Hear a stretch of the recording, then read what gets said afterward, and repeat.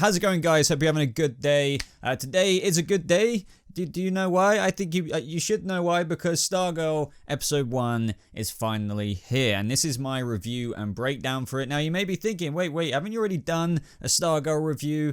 Yes, you would be correct in saying that I have done a non-spoiler review for episodes 1 to 3. I got to see it early. Obviously, I couldn't talk about spoilers in that, but I did say in that review that I would be going into my usual typical review and breakdown of the episodes, which usually and always consist of spoilers. So obviously, spoiler alert for this video, it's just like me reviewing The Flash or Doom Patrol or Titans. I'm going to be talking about the episode, but don't forget, guys, I'm reviewing the DC Universe version of Stargirl. That's why it's out today. The CW are airing Stargirl tomorrow, May 19th, I believe, 8/7 Central. But yeah, this episode should be a bit longer because it's around 50 or so minutes. But of course, for those of you who have seen on DC Universe, I'm dying to hear your thoughts on Stargirl. Obviously, leave me your thoughts on my thoughts and your own thoughts on episode 1 down in the comments below. So let's get straight into this.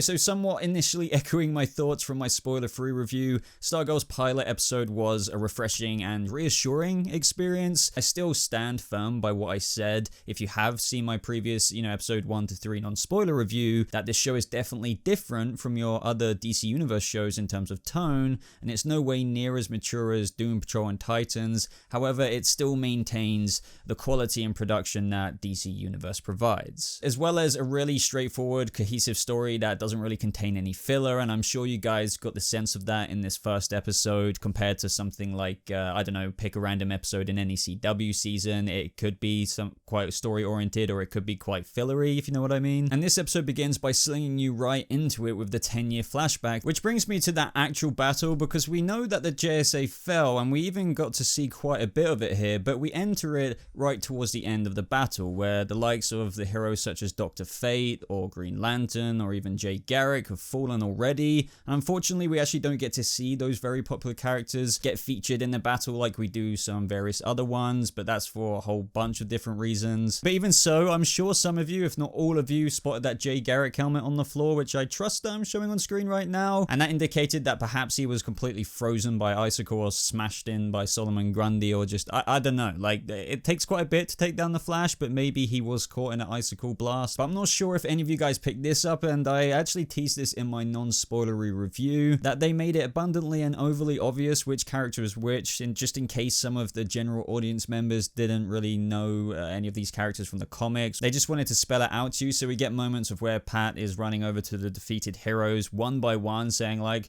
Wildcat, or Our Man. It was just, I don't know, it was just a bit too obvious for me, but at the same time, I do understand why they'd do it. Some people really may be watching this for the first time and be like, okay, so who's that? So, but I don't know, it just made me laugh because, yeah, and there's another moment like this later on in the episode that I'll get to, but yeah, till then. But to be honest, for what we had in this really major battle, I thought it was pretty epic, and I don't like using that word, but it was. I have to say it was really cool, and it was just a tease of what is to come in the show. Got to see what the cosmic staff is like at some of its peak potential when Starman was flying around, but as we all saw in the trailers, Brainwave levitates Starman as he gets impaled by an icicle from Icicle.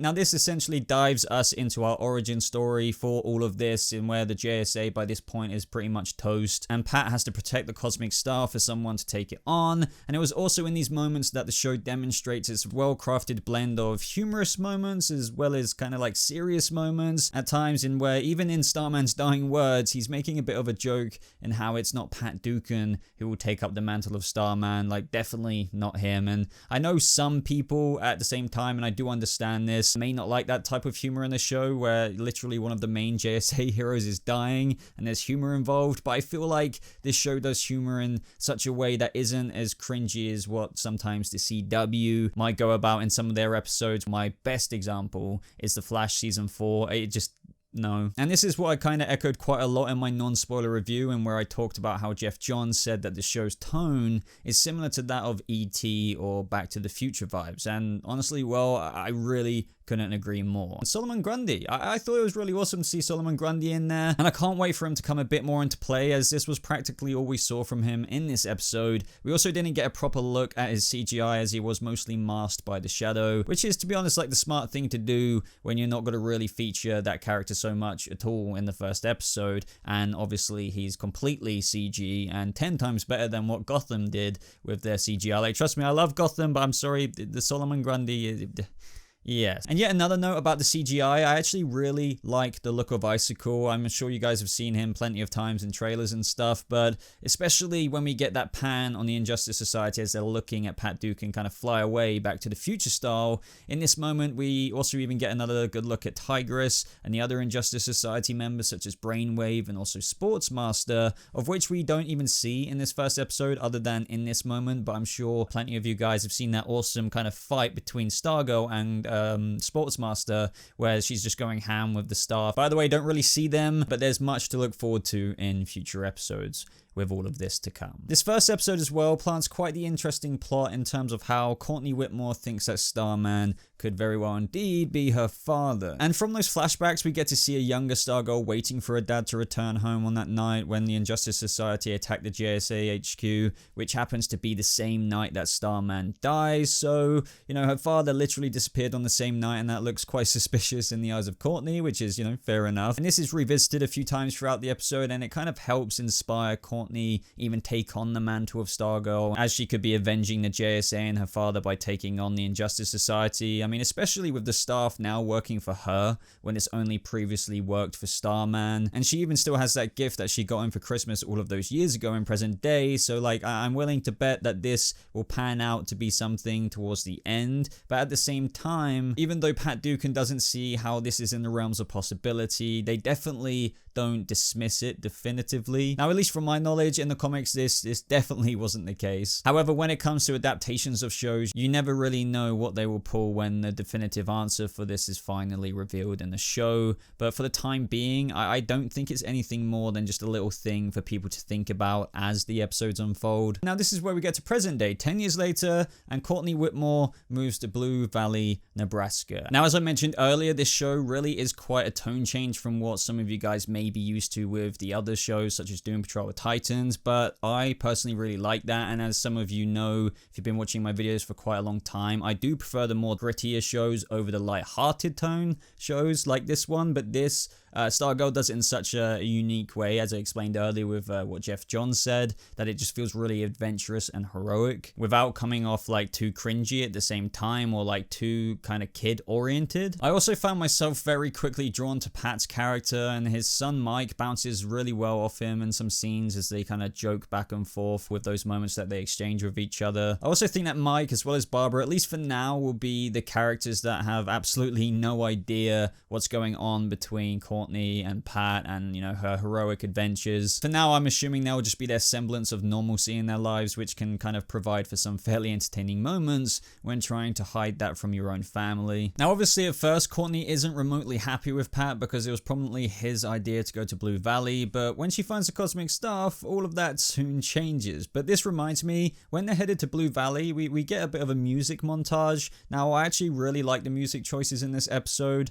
Normally, I prefer kind of themes and scores over actual tracks, but, you know, I feel like it quite suits the tone of this show, and also the way that it's cinematically shot is definitely a refreshing change, but that's not really new to DC Universe. They do things quite differently, and for example, the way the CW does their formulaic way of shooting scenes. I don't know, I really like, this is what I feel gives the DC Universe shows a bit of a whole new feel to that of the CW. And even though this wasn't made by the CW, even though I think that a lot of people are beginning to think that it is because of all the mass marketing of the trailers and stuff, of course they're going to slap their logo on it because they're showing it. I just still feel inclined to make these comparisons with the other kind of Arrowverse shows, because at the end of the day, the CW is distributing these episodes on their networks. Now, the real reason why Courtney Whitmore's family is moving to Blue Valley, Nebraska is because Pat Duken has tracked the Injustice Society to this location, and we even got that cool little scene of where once they've moved in, Pat goes down to their basement with all of those packed up boxes and has a little rummage knowledge through some of the JSA items, including a journal of Rex Tyler, which was pretty cool. Maybe we'll get to see in that when that gets handed to a certain other character, as well as some JSA classified files on the Injustice villains, such as the Wizard, whom we saw earlier on in the battle at the JSA HQ,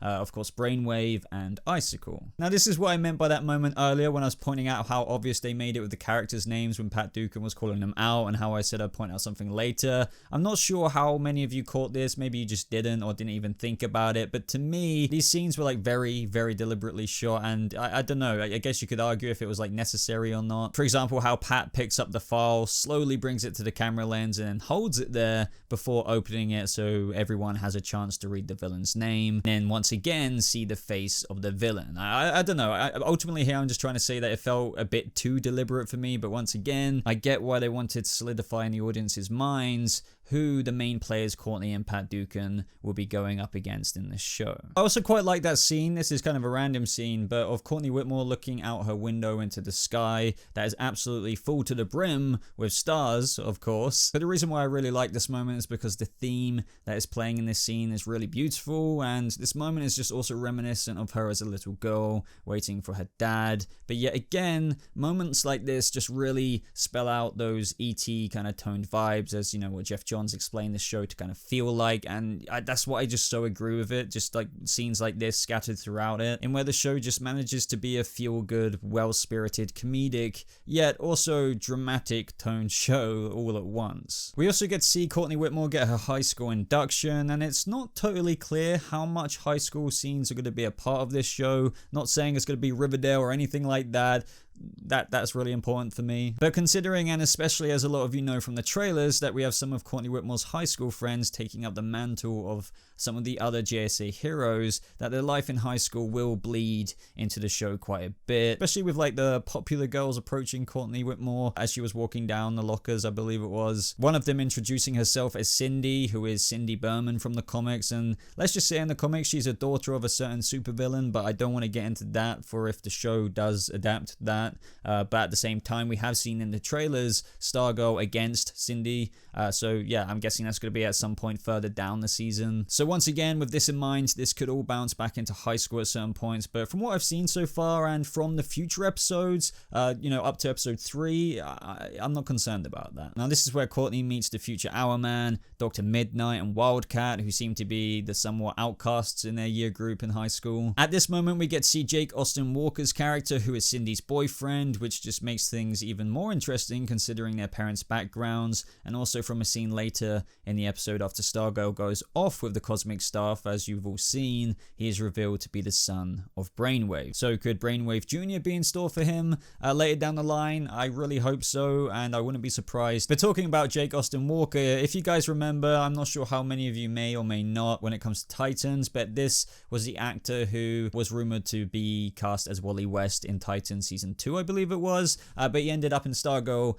as this character. So yeah, just fun little fact there. And as I briefly discussed earlier with Pat and Courtney's relationship not exactly being the best thing at the beginning due to the move, we had further scenes of that displayed in the car journey to school where Pat talks about his life a bit in an effort to try and connect with her. Furthermore, with that scene over dinner where she walks out on him telling him to stop pretending to be her dad. Now I'm not sure about you guys, I just really like the way that Luke Wilson portrays this role, but I also really like the way how things swiftly change between both characters, because this is ultimately where things change for Courtney. She finds the staff and the superhero fun begins. So once she goes down into the basement, we get the scenes that we've all seen from the trailers by now, where she stumbles across the picture from the original JSA members at their HQ, including popular heroes such as Dr. Fate, Jay Garrick's Flash, Alan Scott Green Lantern. I mean, it just keeps going on. And if you're wondering about that kind of unclear image of Jay Garrick's face, it's because they hadn't exactly casted for that character yet. Same thing with not seeing him die in the JSA HQ. And I also just absolutely loved that moment of where we saw the younger Pat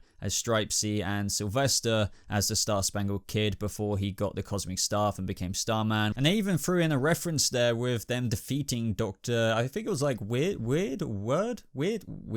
I'm just gonna say Weird. Don't hate me if you know a little bit about this character, but at the end of the day, this character is very, very, very old, and it was a little nod to the Star-Spangled comics, so yeah, just a little fun fact there as well. Either way, once again, I just love the music in this show. The tracks that are playing in this moment as Courtney Whitmore finds the staff are just very, very heroic, and the scenes of when she's even trying out the staff for the first time are just very adventurous. Once again, blending in those somewhat nostalgic themes and tones and vibes of 80s-like films that were centered around adventure. Now, I think it goes without saying, some people may disagree, but I think the staff looks absolutely excellent on screen. I love the quirky personality that it has. I mean, this also adds a lot of fun to the show, and I can't wait to see even more funny moments between Courtney and the cosmic staff. The way it just dragged her outside to show itself off to her was just really fun to watch, and it just wasn't some typical boring origin tale. Now, Courtney, of course, with her gymnastics go hand in hand with the staff's ability to assist her, resulting in the ability for Courtney to already appear quite fluent in being a hero at times. They definitely still did add in some rookie mistakes for her, which is a must, but she does also come off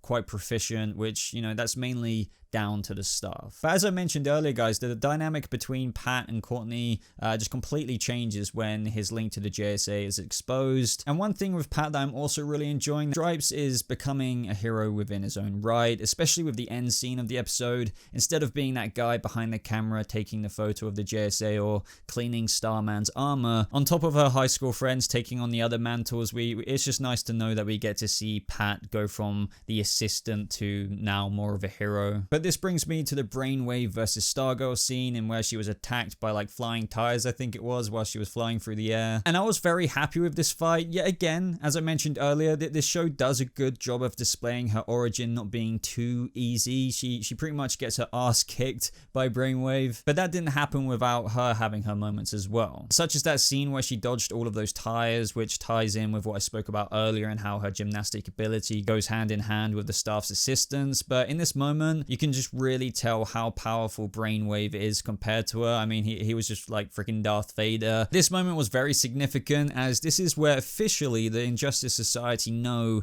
that they have a proper threat on their hands to their operation in Blue Valley, and this is really just the beginning of the whole journey. And we even see Stripe arrive like the Iron Giant, with the episode ending there, and the CG on Stripe is pretty decent as per the effects on everything else in this episode. And yeah, I think that is where everything ended. So I really hope you all enjoyed it, and as I said, you guys know me, I usually the light-hearted stuff doesn't always come off to me as my taste of things, but Stargirl does things in such a unique way that it blends all of these different flavors of what I love just about being a hero in a comic book, entertainment, you know, comedic value, but also serious and sincere sentimental moments between characters and a plot in the show. And I feel like that everything in this episode painted that on a picture, or into an episode, if you will. So I know not everyone's gonna love this, everyone's different, but let me know your honest thoughts about Stargirl down in the comments below. As usual, I will be doing reviews for this week to week, so make sure you check out the channel. I will be doing them as of when DC Universe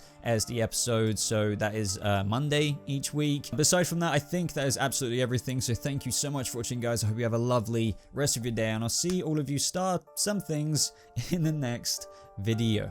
Goodbye.